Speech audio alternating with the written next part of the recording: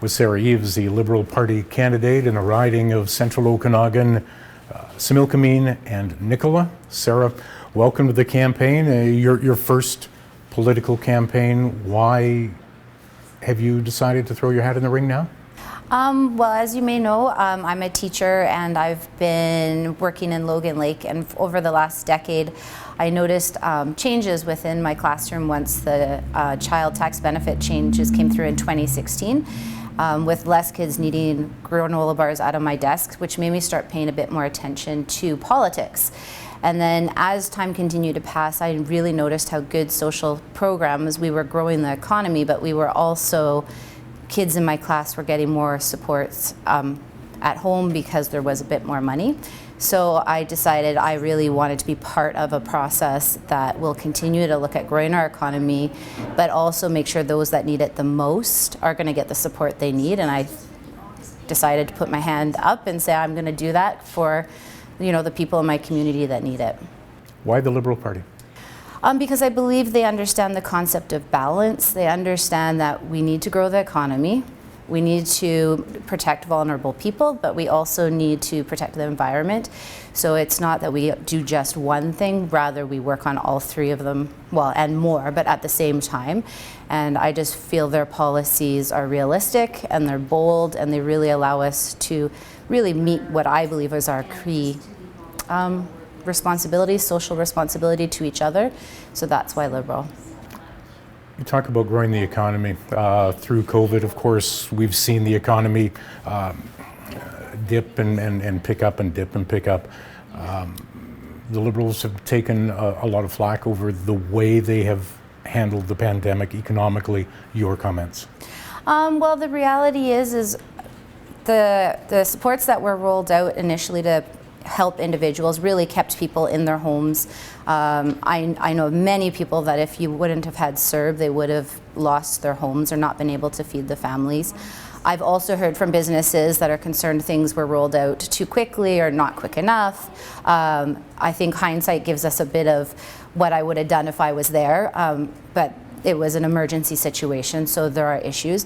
I do know that as of this month, we've actually recovered 92% of the jobs that were lost due to COVID. And in comparison to the states, that's well ahead of where they are. I know that we still have a really good AAA rating with Moody's because they've looked at our budget from 2021 and said, you know what, based on how you're investing, you're projected to do really well. So are there things that are perfect? No, we were in an emergency situation, but the Liberals did a really good job of protecting, again, the vulnerable and also working with small and medium-sized businesses, well, really all businesses, to help them keep their doors open. And so, yeah, I think it's a good balance. Polls have also showed that a majority of Canadians don't believe we should be in an election campaign. Yeah, you know what? I actually spoke to the Prime Minister about that one specifically because when it was called, I was on evacuation alert. So it was one of those things where you're like, oh, okay. But at the same time, I look at the choice that's in front of us right now, and I look at what was sort of going on in the last couple months in Parliament around the bills like the conversion therapy bill that was being sort of stalled. And I'm like, we really are at a place where we're recovering from the pandemic, and we as citizens need to make that decision about what direction we want that recovery to be. Do we want that recovery to follow the plan and the Liberal path that we've laid out around supporting people, growing the economy, having a real plan for climate change, or do we want another path? And in a democracy, it's voters who make that decision, so that's why an election is needed. Before we can get to recovery, we need to get out of the pandemic. The province of British Columbia has mandated vaccination passports for certain businesses for entry. Do you believe that that needs to be done at a federal level as well? Sorry, just for clarification, do you mean should the federal government have a Yes. Okay, sorry, I just wanted to make sure. So as you know, BC has implemented it, and my understanding, and maybe I'm incorrect, is that there has been a federal mandate for vaccination around planes, trains, airplanes. That's been mandated, as well as around public sector employers and employees, because that's what they're able to do it, whereas the rest of that then falls at provinces to have their public health authorities make those decisions just due to jurisdiction.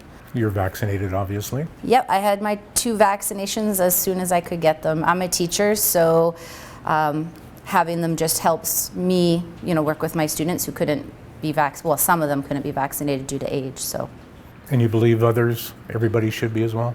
I think everyone that can be vaccinated should be vaccinated. I think it's one of our ways out of this pandemic. I think from a business perspective as well, just vaccinations will slow down numbers, which means we can stop closing doors and stop this cycle that, as we've seen in BC, we open up for a little bit and then it sort of closes down for a little bit. And the businesses I've talked to, that's really, really difficult when you're, especially a restaurant, trying to run and you're open and closed.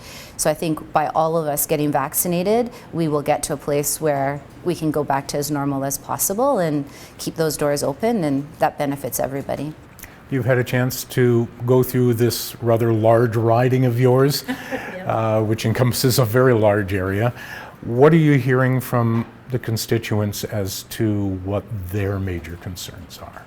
Well, it really changes sort of depending where you are, so I'll say that with a bit of caveat, but sort of the themes that keep coming up, they all sort of go between number 1 and number 3 as just depending where you're at, but really climate change is one of the big ones, and that includes, like, if I'm in Headley, Karamias, Merritt, or if I'm in Kelowna, people are talking about climate change. They want a party that has a real plan to deal with it, partly because of all the fires, I think.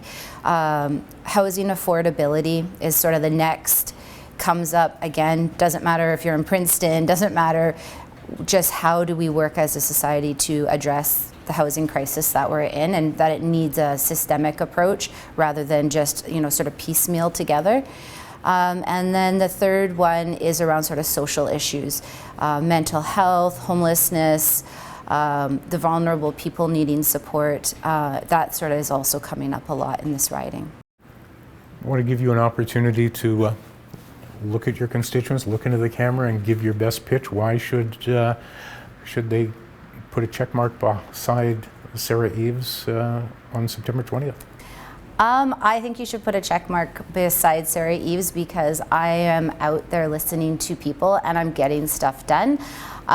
Even as the candidate, I've been able to connect people that needed support to the groups that are able to help them, and I have a proven track record over the last decade of working with community members and community teams and linking them together to get things moving and get them fixed for students, and I know I can continue to do that in this riding, and I hope you will give me the chance to make it happen. Sarah Eves, the Liberal Party candidate in Central Okanagan, Similkameen, Nicholas. Sarah, thanks for this and good luck September 20th. Awesome, thank you so much for your time.